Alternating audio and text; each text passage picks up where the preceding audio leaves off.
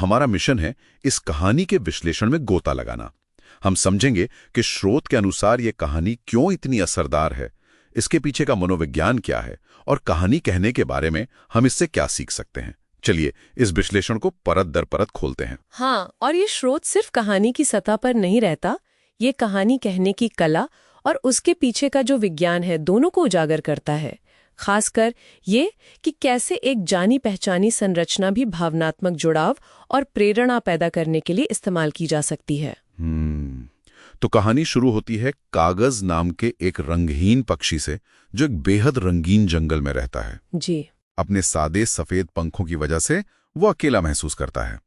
स्रोत बताता है कि ये तुरंत एक क्या कहते हैं मनोवैज्ञानिक स्थिति बनाता है, जिसे हम सामाजिक तुलना कह सकते हैं। बिल्कुल, जहां हम खुद को दूसरों से आंकते हैं। हाँ, और उसका सवाल मैं दूसरों जैसा क्यों नहीं हूं, ये बहुत भरोसेमंद लगता है ना। बिल्कुल, और यह भरोसेमंद आंतरिक संघर्ष दर्शकों को तुरंत पात्र से जोड़ देता है।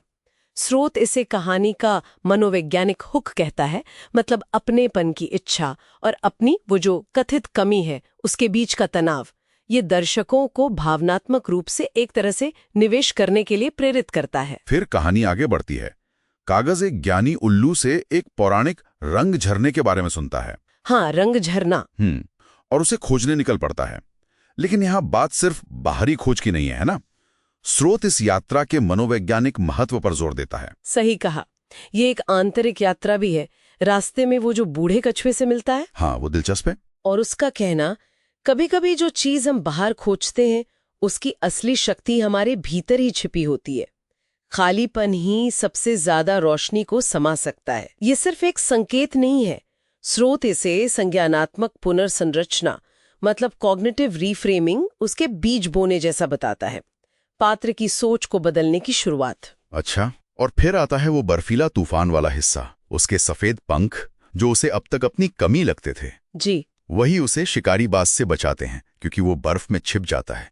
ये स्रोत के दिखाओ बताओ मत वाले सिद्धांत का बेहतरीन उदाहरण है। हाँ, ये सिर्फ कहानी का एक मोड़ नहीं है, बल्कि स्रोत के अनुसार ये कागज की जो आत्मधारणा है उस पर पहली सीधी चुनौती है।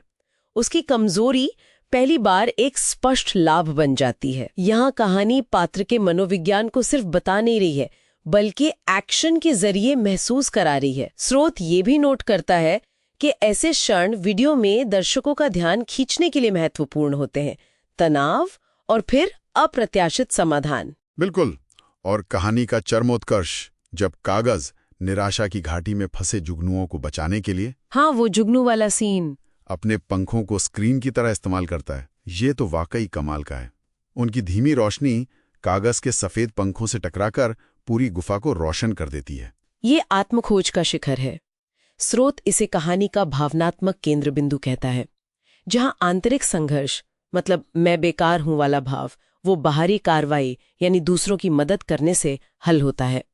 जब जुगनू उसे चांदनी पंखों वाला नायक कहते हैं तो ये सिर्फ एक नाम नहीं, ये उसकी नई पहचान है। उसे बाहरी रंग की नहीं, अपनी अंदर की क्षमता की जरूरत थी।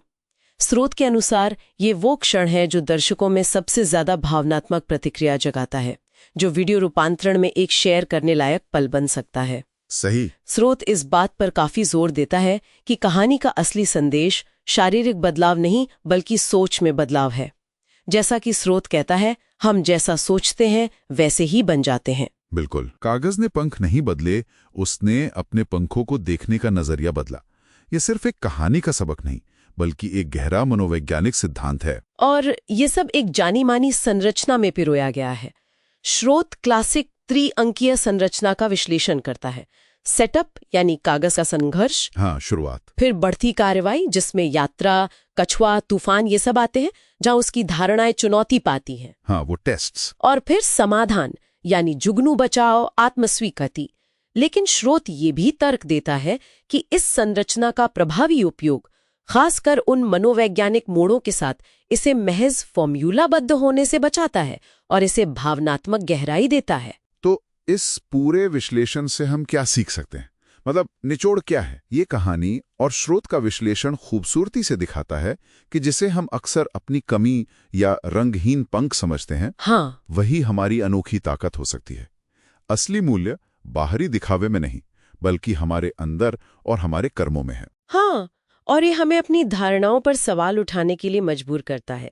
स्रोत हमें सोचने पर मजबूर करता है कि हमारी सीमाएं वास्तव में बाहरी है या वे हमारी अपनी सोच का परिणाम है। गहरा सवाल है। क्या हम बाहरी मान्यता की तलाश में अपनी अंतर्निहित शक्तियों को अनदेखा कर रहे हैं? ये सिर्फ कहानी के पात्र के लिए नहीं, बल्कि हम सब के लिए एक महत्वपूर्ण सवाल है। बिल्कुल। और यहाँ सुनने वालों के लिए एक अंतिम विचार है जो सीधे स्रोत के विश्लेषण से प्रेरित है। किसी की अपनी रंगहीन पंख क्या है? वो कौन सी चीज है जिसे हम अपनी कमी मानते हैं, और उसे एक ताकत के रूप में कैसे देखा या इस्तेमाल किया जा सकता है? इस पर जरूर सोचेगा।